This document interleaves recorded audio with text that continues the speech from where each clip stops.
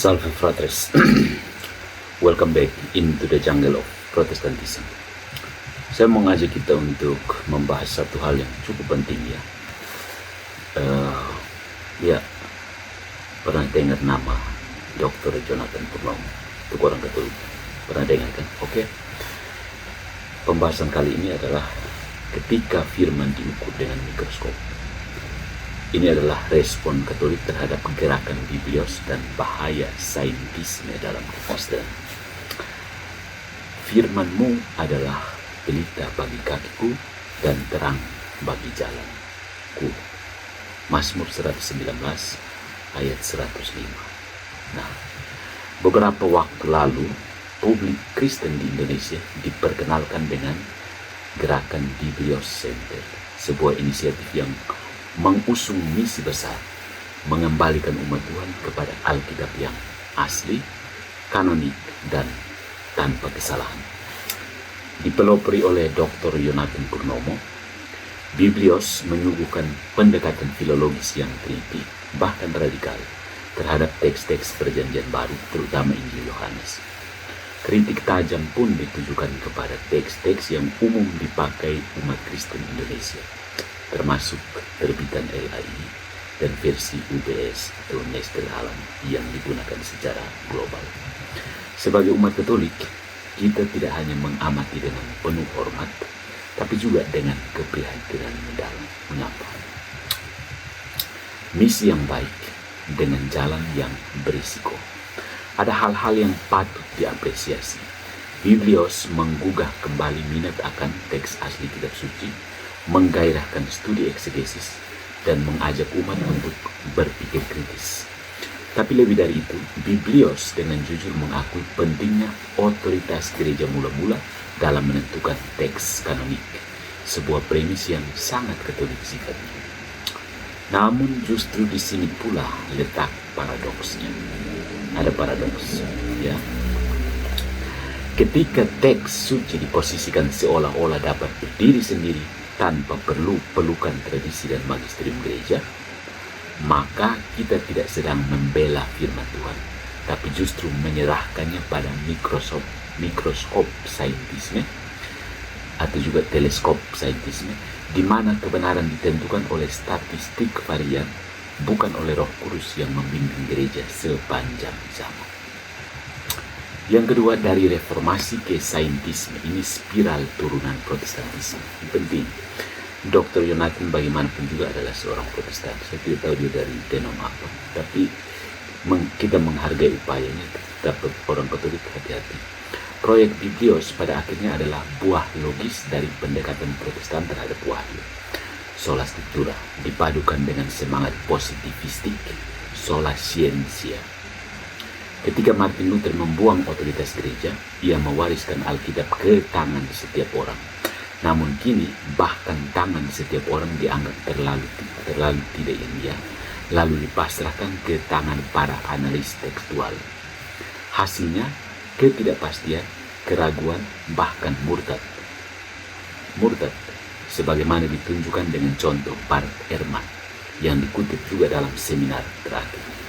Ironisnya, para pembela Alkitab asli justru menjadi korban saintisme yang mereka tolak secara retoris. Karena apa? Teks tidak bisa hidup sendiri. Gereja adalah wadah pewahyuan. Dalam tradisi Katolik, kita percaya bahwa kitab suci, tradisi suci, dan magisterium adalah tiga pilar tak terpisahkan.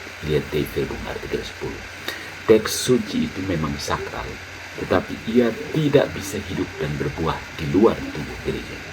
Teks bukan sekedar data linguistik, tetapi logos yang menjadi daging. Dan daging itu adalah kehidupan gereja. Maka tidak cukup meneliti morfologi kata Yunani atau varian tekstual dari Papyrus Alexandria untuk menemukan kebenaran ilahi. Kita harus duduk di kaki para rasul dan para martir yang mengalihkan sabda itu dari generasi ke generasi. Jadi, saintisme adalah ketika wahyu dijadikan objek ilmu netral. Biblios mengecam kritik tekstual modern karena melibatkan banyak ilmuwan barat yang agnostik. Itu kritik yang sah. Tapi ironisnya, Biblios justru mengadopsi metode dan logika yang sama, memperlakukan wahyu sebagai data yang bisa direduksi dan direkonstruksi secara netral. Ini merupakan gejala saintisme dalam jubah apologetika. Saintisme adalah kepercayaan bahwa metode ilmiah adalah satu-satunya jalan sah menuju kebenaran. Dalam dunia Kristen, ini menjelma menjadi usaha menyusun daftar kalian Alkitab layaknya statistik cuaca. Seolah-olah iman bisa dibangun di atas spreadsheet, dan analisis software linguistik. Gereja Katolik menolak pendekatan seperti ini. Sebab iman bukan hasil inferensi statistik, melainkan respons bebas terhadap tawaran kasih Allah yang hidup. Kitab suci adalah sabda yang menghidupkan, bukan teks beku yang menanti pembedahan di meja laboratorium. Kemudian otoritas sejati itu bukan di mikroskop atau teleskop, tapi di tubuh Kristus. Klaim Biblios bahwa keaslian ditentukan oleh otoritas adalah benar, namun tidak cukup.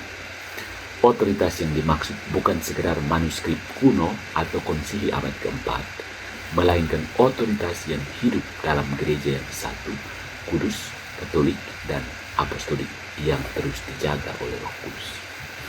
Jangan sampai semangat membela teks justru mereduksi wahyu menjadi dokumen purba yang dikurung dalam varian. Di luar gereja, teks akan menjadi ruang debat tanpa akhir. Tapi dalam gereja, teks menjadi tubuh hidup yang menyalurkan rahmat melalui liturgi, sakramen, dan tradisi.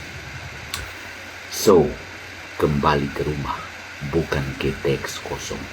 Kepada para sahabat Protestan dan pencinta Biblios, kami tidak datang untuk berdebat, tetapi mengundang, mari pulang ke rumah, di mana firman bukan hanya dibaca, tetapi dihidupi.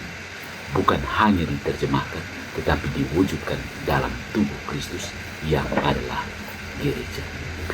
Anda tidak perlu menciptakan kembali Alkitab. Gereja sudah menjaga. Yang kita perlukan hanyalah kerendahan hati untuk mendengar suara ibu gereja, bukan hanya suara varian teks. Karena Injil sejati bukan hanya tentang kata yang benar, tapi sabda yang mengubah hidup.